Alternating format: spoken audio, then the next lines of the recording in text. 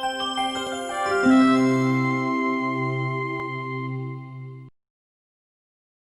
guys, hello everybody. Wishing you all a very good morning.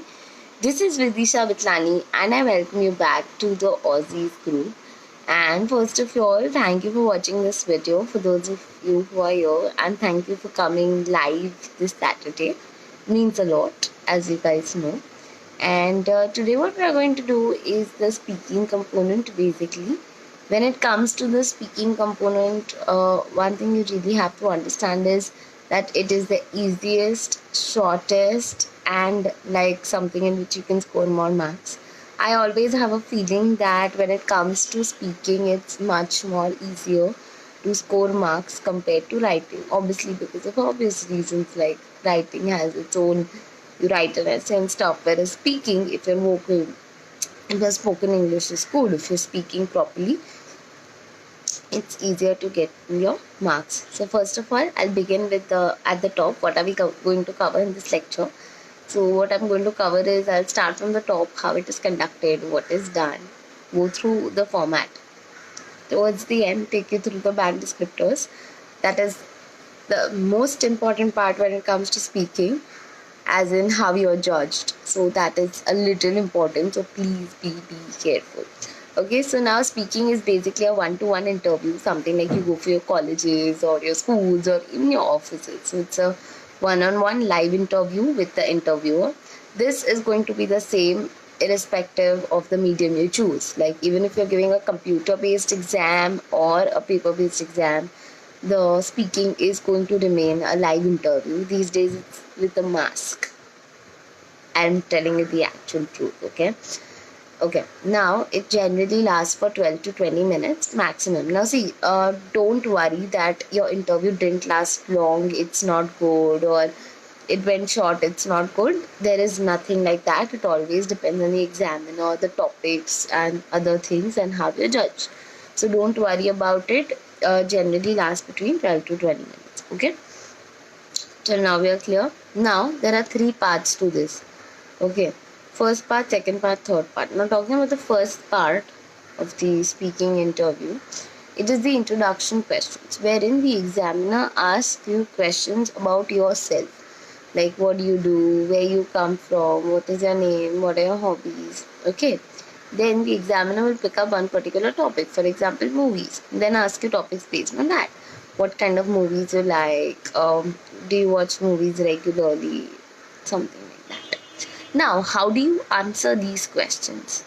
The way to answer these questions is, good morning. The way to answer these questions is, when you're answering, firstly, don't worry about the length. The length is never an issue. You have to make sure that the answers are complete. Okay, so if somebody's asking me, do you like watching movies? I can say something like that. Watching movies is one of my favorite pastimes. I love it. Okay, another thing that you really have to understand is, try not repeating the questions. Try not repeating the question as it is. Right? So two things you have to work on when you answer the introduction question. First is that you're giving a complete answer. Second is that you're not repeating the question. That is two things that you really have to ensure.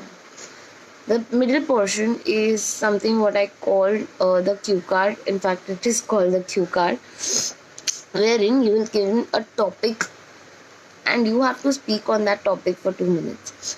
Now you will have 1 minute to prepare for this topic and you have to speak for 2 minutes.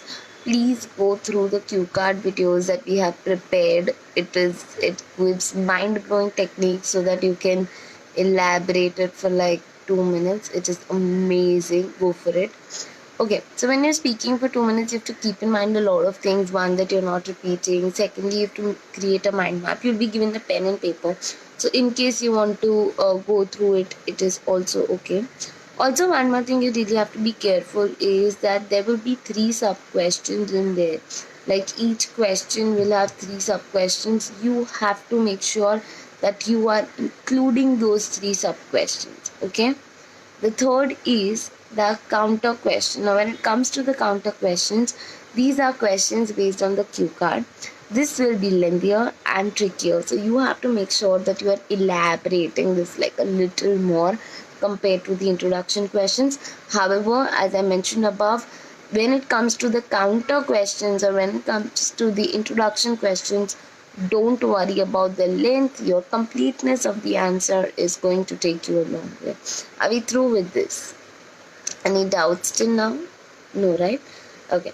Now, coming through the word man descriptors, how are you judged? How does an examiner judge you? The examiner has 4 parameters to judge you. Okay, so based on these parameters, you're given your score. Understand one thing, as I always say, it's you have to be relevant. Relevancy is very, very, very, very, very important. Understand what the examiner is asking you and answer exactly what is asked. That is one thing that holds a lot of importance. Apart from that, the number of ideas or what you speak doesn't make sense. So for example, if I'm asking you your hobbies and somebody telling me I like reading a book, where somebody's telling I just like running, I'm not going to judge either of them, but the way they speak, I'm going to judge them. So remember that what you speak, if it's relevant, doesn't matter. How you speak matters. So don't worry, this is not a GK exam. Okay, so you have to be very relevant. That is the first thing. Coming to the band descriptor table, the first thing that is judged is fluency and coherence. I always say, when you're fluent, doesn't mean that you are very fast or you're very slow. When you're fluent, it simply means you're not hesitating.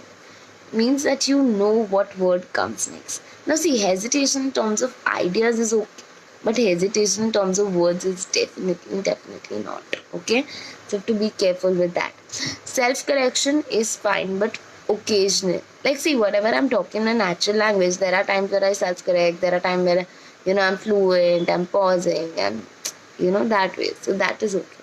Another thing that plays a very, very important role is intonation. Now, what is intonation? Intonation is your pitching basically. When we talk, I'm not talking very monotonously like la la la la la. That's the only reason I tell you not to mug up the answers. You have high pitch, you have a low pitch, you have pausing, you have, you're stressing on some words. There are some expressions that you make while doing it. Your body language changes. Everything counts. Okay. Coherence is your sequencing. When you're talking a cue card, you cannot call jumbled up, you cannot call redundant, you have to have a proper arrangement in that. That is your coherence. Okay. So another thing is structuring and layout. So that is also very, very important. Like I couldn't start with the band descriptors. I had to start with the format and then take you here. So that is my coherence. The next comes is lexical resource. Lexical resource vocabulary. Using correct word at the correct place. Trying to use slightly uncommon words. Here you can fit in your idioms and phrases. So you have a lot of window to use. Lexical resource is something that you really comes with a lot of practice. Grammatical range and grammatical accuracy. As I say, there are two different things. Range is you including simple, compound, complex. Accuracy is you being grammatically correct.